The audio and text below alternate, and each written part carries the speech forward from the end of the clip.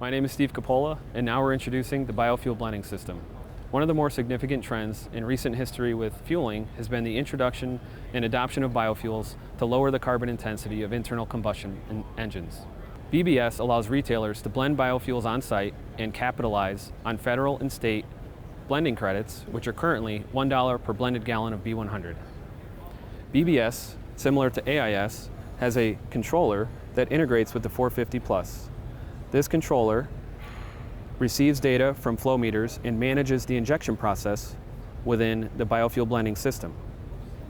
The biofuel blending system is a stainless steel component that is designed for installation above ground or below grade in transition sumps. The biofuel blending system receives diesel through one side of the system, which travels through a flow meter and into this static blender. Biodiesel is fed on the other side of the system, which goes through a strainer and another flow meter and then into an injection manifold. Based on the throughput of diesel and the target blend ratio that the user sets, biodiesel is injected into the static blender and then a uniform mix is carried out the other end.